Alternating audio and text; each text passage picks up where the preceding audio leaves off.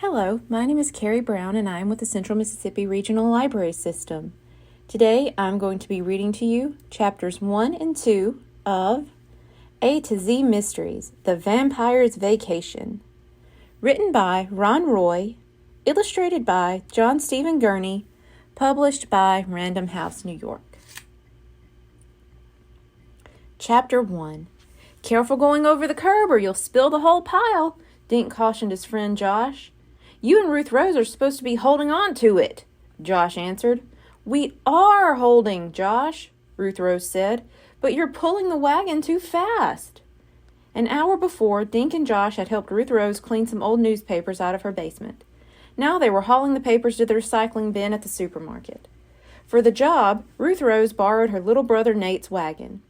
It was early August and the sky was filled with cotton candy clouds. The kids wore shorts and t-shirts. Ruth Rose liked to dress all in one color. Her shorts and shirt were sky blue. They matched her eyes, headband, and sneakers. The kids crossed Main Street in front of the supermarket. Almost there, Dink said, struggling to keep the tower of papers from toppling. A drop of sweat fell from the tip of his nose. Dink's real name was Donald David Duncan. Most people called him Dink, except his mother when she was annoyed with him. The kids tugged the wagon to a row of tall wooden bins at the side of the supermarket. Each bin was labeled according to what was being recycled, and one was for newspapers. Dink pulled open the door, and the kids began tossing bundles of papers inside. Boy, that was hard work, Josh announced when they were finished. He grabbed the wagon handle. Let's go inside and get something to drink. Dink and Ruth Rose followed Josh into the supermarket. The automatic door swooshed open, and they were immediately bathed in cool air. They found a machine in the frozen foods section and each bought a cold soda. Guys, look, Josh whispered. He tipped his soda can toward the meat counter. A few customers waited while a butcher sliced steaks. Why are we looking at steaks? Dink asked. You're always thinking of your next meal, Josh, said Ruth Rose. No, I mean the guy standing there, Josh said. He pointed at a man dressed completely in black. His slicked back hair was also black. His skin was ghostly pale. Dark sunglasses were perched above his long nose. I wonder who he is, Josh said. Never seen him in Greenlawn before. I haven't either, Dink said. But so what? I don't know everybody in town. Ruth Rose peeked over a display of frozen chickens to get a better look. Something about him looks familiar, she said. Do you know what he looks like to me? Josh asked. A man buying meat? Dink said. Josh shook his head. No, he looks like a vampire. Dink grinned at Josh. Have you ever seen a vampire, Josh? He asked. No, but I know what they look like. Josh pointed toward the man. Vampires have skinny lips and really pale skin, like him. Ruth Rose laughed. Your skin is pale. Are you a vampire? She asked. I am not pale, Josh said. I have freckles. The man strolled away from the meat counter. Let's follow him, Josh said. Why? Dink asked. Because he's weird, Josh said. Who wears sunglasses inside a store? Lots of people do, Josh, Dink said. Guys, we have to go home for more newspapers, Ruth Rose said. My mom is paying us, remember? We can do that later, Josh said, finishing his drink. Come on, the guy's leaving. Shaking their heads, Dink and Ruth Rose followed Josh, who took off after the man in black. Suddenly, the man stopped in the doorway. He turned and seemed to stare right at the three kids. The store lights reflected off his glasses like tiny lightning bolts. The man smiled and nodded at the kids.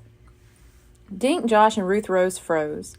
The man in black shoved the door open and walked out. Oh my gosh, Josh whispered. He saw us following him. No, he saw you following him, Ruth Rose said. I'm going home to help my mom. The guy is pretty strange, Dink said. I got goosebumps when he looked at us. That's because it's air-conditioned in here, Ruth Rose said. Can we go now? I want to see where he's going, Josh said. Crouching, he pulled the wagon through the door. Dink and Ruth Rose were right behind him, laughing. The stranger made his way down Main Street. The kid stayed behind him. Suddenly, he disappeared inside a doorway. He's gone into Ellie's, Josh said. Gee, I didn't know vampires ate real food, Dink cracked. Don't they just drink blood? Josh ignored Dink. We're going in too, Josh said. But let's wait a couple of minutes. We don't want to look like we're following him. But we are, Ruth Rose pointed out. Well, we don't have to advertise it, Josh said. Let's just get ice cream like we usually do. The kids left the wagon outside and pushed through the door to Ellie's diner. Ellie had her back to them. The kids glanced around at all the seats. The man in black was nowhere to be seen. Where'd he go? Josh whispered. Are you sure he came in here? Dink asked. Maybe he went to the pet shop next door. I know he came in here, Josh said. He peeked under a booth. Let's ask Ellie. Ask me what? Ellie asked. She turned around just as she finished sticking a small round Band-Aid on the side of her neck. Chapter 2. Did a guy all dressed in black come in? Josh asked. Ellie looked confused. In my diner? When? Just a minute ago. He had black hair and pale skin, Dink said. Ellie shook her head. I don't know, she said. He might have. I was out back getting supplies. I saw him walk in here, Josh said, peering over the counter. Well, he's not here now, Dink said. Let's get some ice cream. Ellie followed them to a booth. Cones all around? She asked the kids. Your usual flavors? The kids all nodded, and a few minutes later Ellie brought 3 cones. Butter Crunch for Dink, Pistachio for Josh, and Strawberry for Ruth Rose. As they licked their cones, Josh stared through the window. What are you looking for? Dink asked. The vampire guy, Josh said. He's not a vampire, Josh, Ruth Rose said. Everyone knows vampires sleep during the day and come out at night. They hate the sun. Maybe this one's on vacation, Josh said. Dink started to laugh and nearly choked. Josh, why would a vampire pick Green Lawn for his vacation? He asked. But Josh wasn't listening. He had his nose against the window. There he is again! Josh shrieked. Dink and Ruth Rose craned their necks to look. Ellie walked over to see what the commotion was about. The man in black was crossing Main Street near the Swan Pond. Doesn't he look like a vampire to you? Josh asked Ellie. Ellie didn't answer. When Dink glanced at her, Ellie seemed afraid. She backed away from the window and walked behind her counter. Josh crunched the last of his cone, then pushed his way out of the booth. He's heading down Main Street. I'm following him, he announced. You guys coming? Sure, why not? Ruth Rose said. I want to be there when the vacationing vampire grabs you. Can I at least finish my cone? Dink asked. He and Ruth Rose followed Josh out to the street. He's going into the book nook, Dink told Josh. I wonder what vampires read when they're on vacation, Ruth Rose said, taking the last bite of her cone. Let's find out, Josh said, heading for the bookstore. They stopped in front of Howard's barber shop while Dink finished his ice cream. Josh kept an eye on the book nook door. Okay, let's go, he said as Dink wiped his mouth on his sleeve. Dink and Ruth Rose followed him into the book nook. A bell tinkled and Mr. Paskey looked up from behind his counter. He smiled and waved at the kids. 2 teenagers were reading magazines. The only other person in the store was Mr. Paskey. He's not here, Dink whispered. I can't believe this, Josh choked out. The guy keeps disappearing. What does he do, walk through walls? Hi, kids. Can I help you? Mr. Paskey asked.